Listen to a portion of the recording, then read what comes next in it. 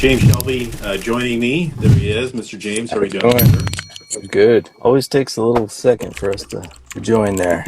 Yeah, for sure. We have Mr. Krys Benyamein, who's going to be joining us here in just a second. So we're just waiting for him to join us. While we're waiting for him to join us, how are things going in your world? Couldn't be better. Out in Montana right now, just finishing up a couple things on an investment property and just living the dream. Yeah, nice, How about awesome. you? Good, man. Yeah, just plugging away, doing the usual, continuing to grow the team, continuing to get to the next level. So anything and everything that we can actually do to get there. So let me get Chris on. Making millionaires. Making millionaires one at a time. There we go. So Love it. 26 and counting. So I've been having I some good love it. fun too. Yeah, having different speaking engagements, going to different offices, just continuously growing MIT millionaires in training, and yeah, just continuing to make those millionaires. I love it. Yeah, Is- for sure. There he is. There he is. The Guys, man, the myth, the legend.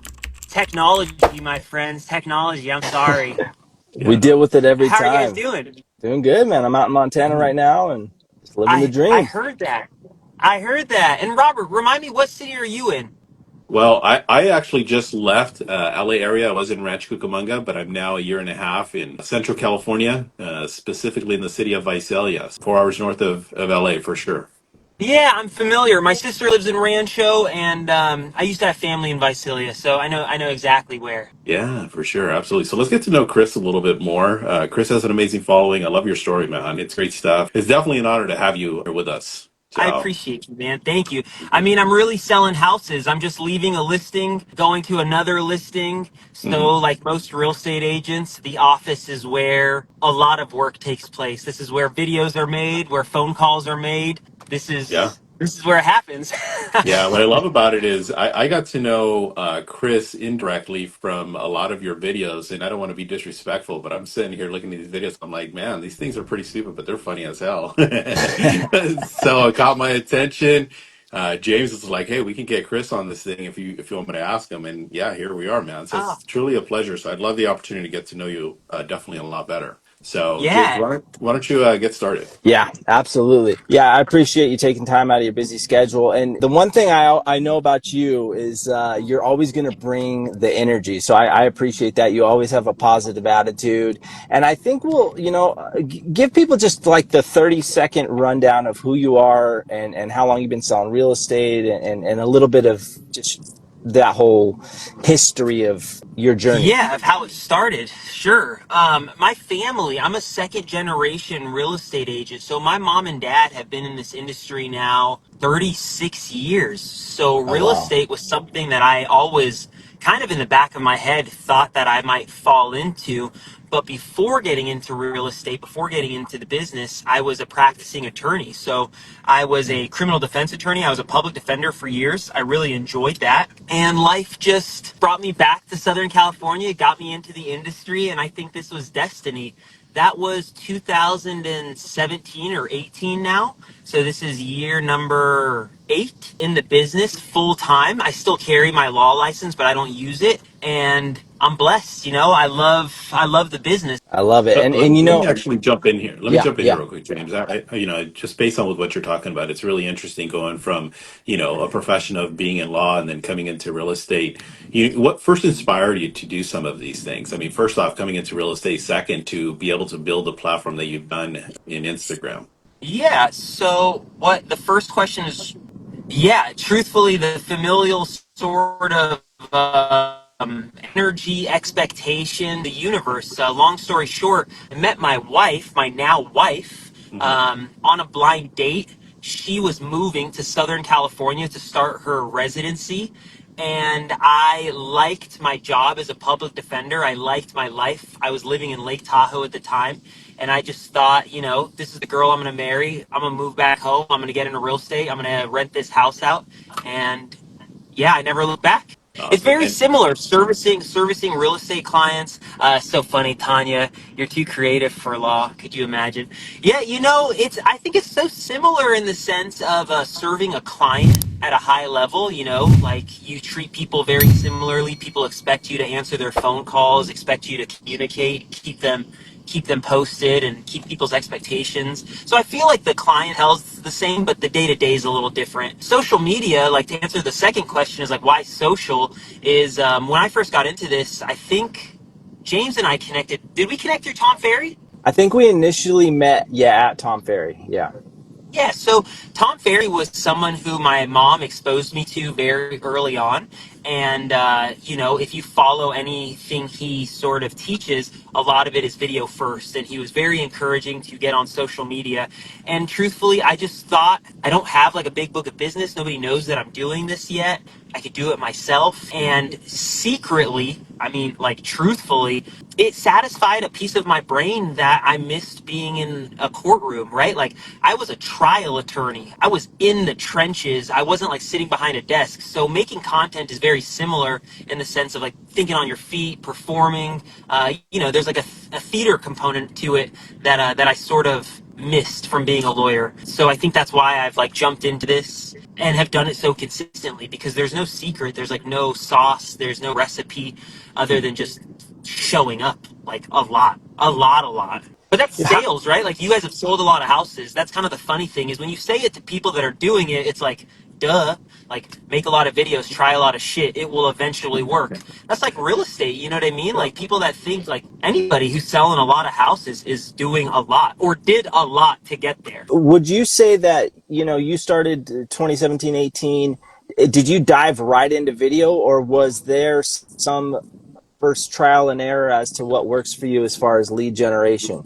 Yeah, great question. So I joined my family into the business. My mom had always been focused on sales, and her book of business was very similar to a lot, 3-decade women in the industry selling 50 houses, probably pick up the phone and could sell a lot of houses. So when I stepped in, it was really like being a buyer's agent and cultivating leads out of the database. So I was making phone calls out of the database because those were people that knew us, liked us, trusted us already. I was in the background writing her video scripts and coming up with the ideas. My mom was making content like a year and a half ahead of me. So I was doing all of this for her in the background, and I would show up to her shoot days and be like the producer and just like tell her what to do, come up with the stuff, and it was fun. And probably after like a year of watching her do it, I was like, nah, I could probably start doing, like, I want to start doing this. And that's when I went to the Tom event, and that's just the way it started. So, Let me pick your brain a little bit in regards to your creativity. So, I mean, where do you get your inspiration from? Because it's always this edge stuff that I love with what you do. yeah, I appreciate that. I think the ideas come from like the practice, Robert. So I feel like it's hard to come up with things and then hard to execute on them Yeah. if you don't have the comfort or muscle built to just like do it. There's so much resistance just to see a video online and to try to replicate it. Like that by itself is like very hard for people when they're just getting started. So there's a necessary evil of just doing whatever it is you have the ability to do, because you're never going to get to level 4, level 5, level 6, like I don't know, whatever video game reference, until you get started.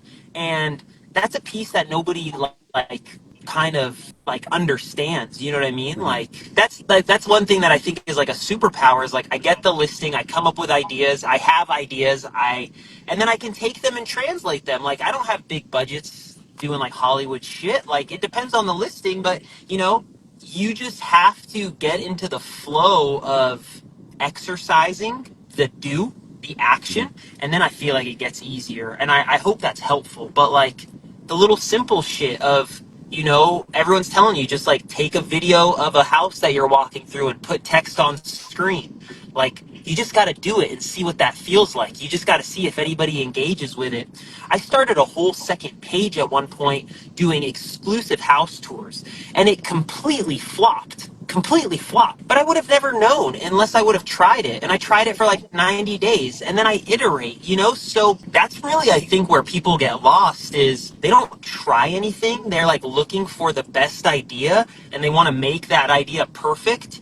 And you just got to just like fucking start doing stuff to get to that perfect idea. There's a lot of trial and error. Who are some people that actually inspire you?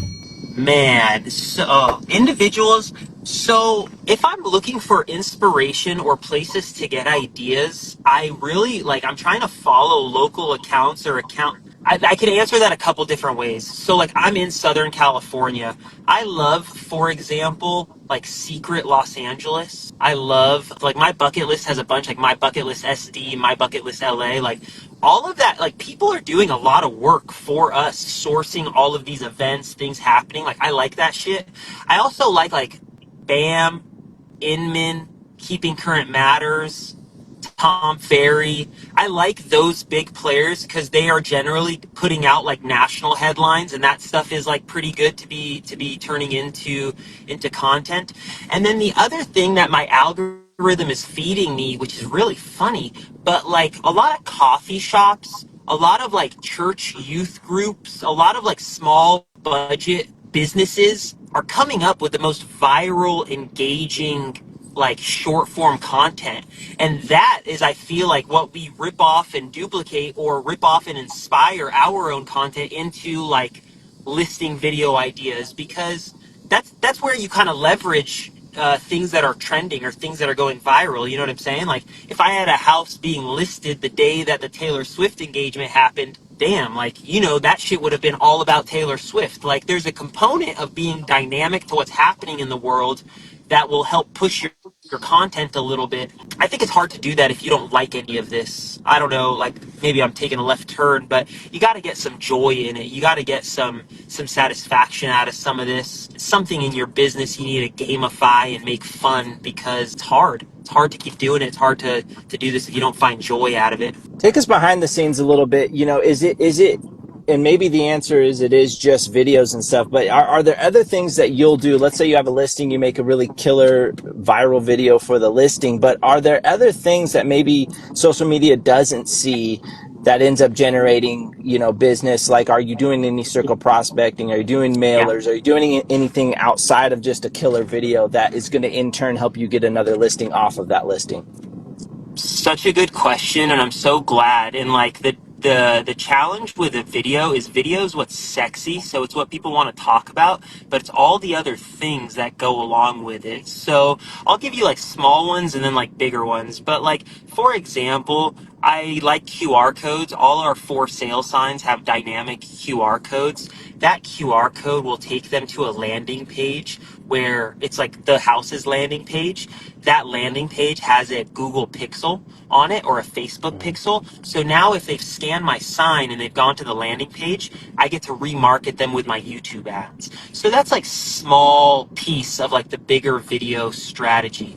We definitely are sending direct mail. I'm going to send at least, depending on what marketing package the seller has kind of hired us for, I'm going to send between 500 and 1,500 pieces of direct mail when the house is going to be coming on the market. And that will also have a QR code, sometimes two QR codes, but a QR code that will also go to a landing page or maybe another video. So those are like two smaller ones. I really believe if the house is right for it, we're doing a lot. We're trying to do a lot to get the attention of the neighbors. So I'm all for spending a little money and hiring vendors, food, balloons, some sort of attraction that I can market as a reason to come see the house and get some bodies. One, to promote it alternatively. Two, I want them to see, like, damn, I've never had a house like this. Like, who does this? Like, I've never seen a listing marketed like this.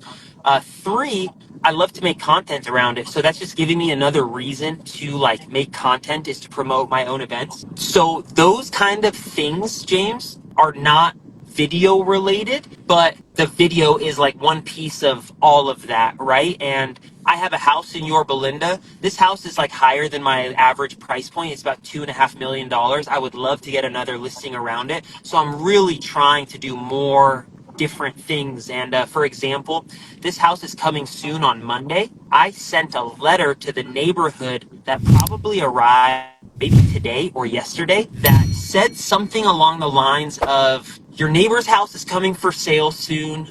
We're going to be throwing a launch party on this day. I apologize in advance for like any traffic that you see because it's a cul-de-sac. So like there's going to be cars and things you don't recognize. I'm also going to do like a petting zoo. Like it was a really sort of non-salesy, like I hope you guys are seeing something I'm doing. Like I really wanted to ask for the business, like send me a message if you want like your own value. But I was really like, so I think we need to approach the houses we're selling as campaigns, and what are all going to be the touch points of that campaign? Because like I'm a video first marketer.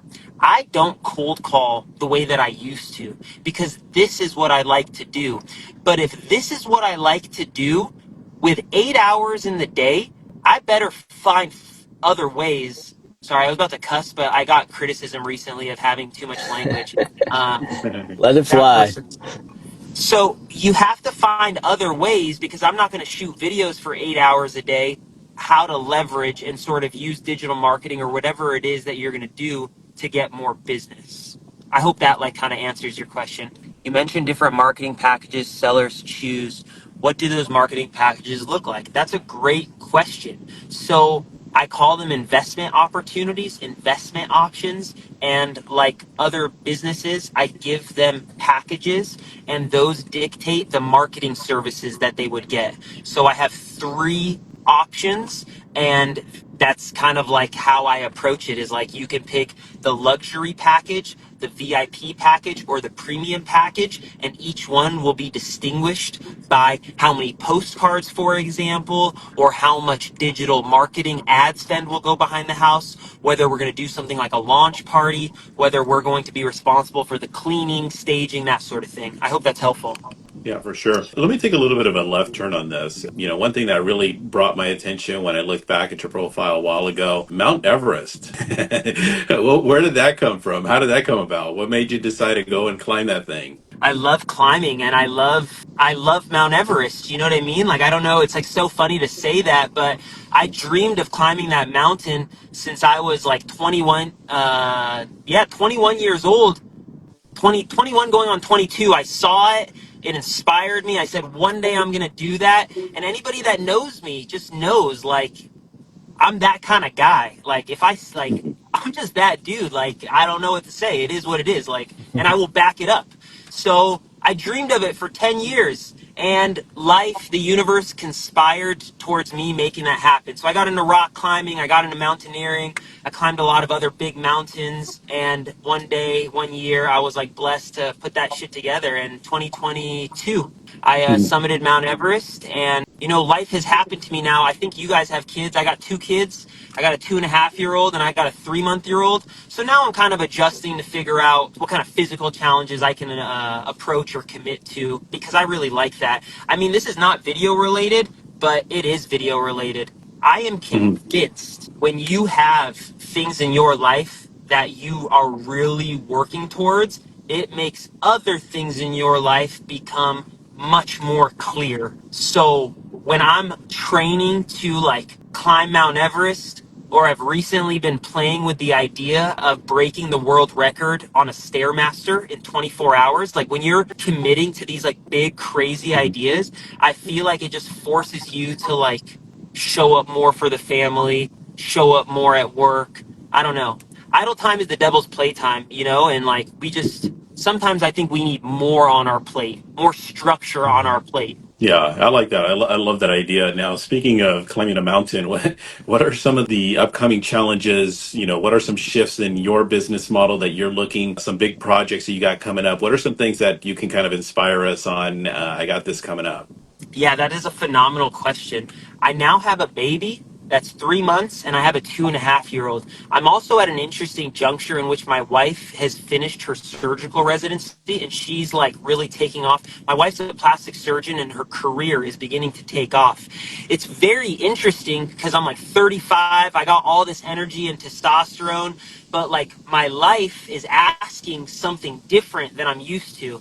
Like I'm kind of having to show up other places when I really just know how to like work super hard. So I've been really grappling with how do I sell the houses, or how do I do real estate the way that I want to do real estate and fit into my life. I think it was interesting, Robert, and I wanted to ask Krys this, but I think you can speak on it as well. Mhm. There seems to be this correlation between people, I see you every day posting you're at the gym, right? You're at the gym every day. And it might not be climbing Mount Everest, right? But getting to the gym just every day on a consistent basis is a challenge within itself, right? Yeah. I think there is a correlation between doing something hard every day and also excelling at business. He's back. Yeah, he's back. Let me Sorry. answer the question here real quick. We'll throw it back to Krys. I think the one thing that I've taken away from being in the business for 25 years, having the good fortune of making 26 millionaires out of realtors, the one commonality that I do identify with very very successful people is that they do things even when they don't want to. So, and that's the constant push, because it's easy to sit there, every single morning and just be able to say, you know what, I don't want to go. Because 9 times out of 10, I don't want to go to the gym. So taking it back to Krys, I don't want to be in a position where I'm sure at some point in time there was the, you know what, I should just give up at this point in time. I've gotten high enough, I've gotten higher than 50% of the people, 60% of the people, 90% of the people, and then you just keep pushing. I'm glad I don't want to take away the forum too much from Krys, but I did want to answer that question. So welcome back. Thank you. I'm so sorry about the technology, but I totally co-sign with you. It's important. It just translates to other parts of your business. Yeah. Mhm. One thing I wanted to finish the idea because it was an aha moment for me recently, and I think it's important for like I'm not sure, the other people on this live, but like other young, maybe moms or dads, because we're at this unique like juncture. And I think there's a way to sell real estate on our terms. We just have to be more patient and consistent with whatever that looks like. So I had been committed up until recently to sell like 100 houses a year. I didn't care about volume. I wanted to sell units. My mom taught me to sell units. And I grew a little bit and I was like, well, it would be cool to sell these houses. Not because I want to sell units, but like I want to sell these kind of houses because they make me more excited. And then I start thinking about like, let's chase volume because maybe I can do my business differently with volume. And now, as I'm trying to chase my time, it's like, okay, what kind of clients do I want to chase at what price point? Because I could probably have it all, but if I have it all, my life fucking sucks. So how do I just get like the little piece that I want? How do I make it fit into my life? So now I'm really becoming like way more dialed in on that. And it's exciting and scary at the same time because I'm so used to saying yes to all these opportunities. I mean, I sell house, like, I know where you're at because I might arguably go like half that distance, Robert. I got a listing in California City. I got a listing in Palm Desert. Like, I sell houses. You know what I'm saying? Like, I Yeah. don't. So, but as I'm getting older, is that the approach? Is that the business that I want to build? So now I'm trying to think about how to cultivate the right relationships because I still need to have conversations. I still need to talk to people. I still need to do the normal real estate shit to sell houses. I just need to do it where I want to sell the houses. I don't know if that's like any more direction or helpful. Yeah, I think what you're talking about, Krys, is basically just setting a standard. Setting those standards with what that in a sense entails. I mean, just kind of going back to when, high level of production for myself, being in a position where I don't want to work a Saturday or a Sunday anymore. I wanted to be off on Friday, every single Friday at 12 o'clock. And I had the good fortune of doing that. Having a family, taking kids to their baseball games, so on and so forth, and doing that and selling over 150 properties. So you start to look at with where those areas of opportunities or changes or what you want your lifestyle to look like.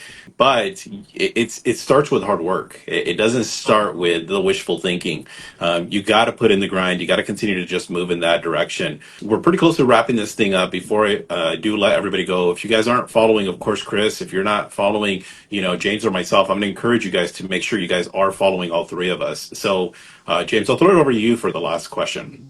Yeah, I think it's important every time we do these lives because we do a lot of these lives with people that have a high level of following and really crush social media. But I think it's important, and I would like to get your take on this, Krys, about the sales aspect and the skills when it comes to sales, right? I mean, how do you balance or how do you blend the two together between great marketing but also having the sales skills or the ability to have the tough conversation when maybe, hey, the awesome video got a bunch of views, but the home didn't sell yet. So this is what we need to do, Mr. and Mrs. Seller, to get the home sold. Yeah, You know, such a good question. And so much of real estate coaching is about how to market and get the client, but like not about how to service them. So I feel like that's like a fatal, not a fatal, but like that's a critical flaw in our industries. We don't teach a lot of that. I think people learn it from experience. So two things I at least like to help answer it. Number one, education. You need to stay educated into what is going on in the market so that you can keep your clients apprised of it. If you want to be a content creator, that's phenomenal. Now, when you read the article or you dive into the research, make the content about it so you become even more familiar and more confident in these conversations. That's like the phenomenal thing is when you are like coming up with the ideas, writing the scripts, becoming a master or like a master of whatever topic it is, you become better at your job. And like, how much have you learned about different pieces of the business because you're making content about it? So I honestly feel and I know that part of the reason my elevator pitch is so effective, or part of the reason why I might be able to communicate in like a quick offsetting at the gym or in passing, those real interactions in which like things might be happening for the next encounter, when they're asking you like what's going on with rates, like I know that my ability to communicate that message has gotten better because I just made a fucking video about it, because I just wrote an article about it, because I just published a blog on it. You know what I'm saying? So like I think that's like the double-edged sword. That's like the double dip, right? Like teach yourself, make the content, and now you're better to your clients. Love that. Love that. Well, for the sake of time, just want to, of course, be respectful to Krys and, of course, James and everybody who has joined us. Again, if you guys aren't following us, make sure you guys are following all three of us, James, of course, Krys, myself. Truly a pleasure, truly an honor. So love getting to know you. Can't wait to get to know more about you as we continue to move forward. Everybody, thank you for joining us. We'll see you guys on the next one. See you thank soon. you. See you guys. Thanks, James. See you, Robert. Thank you.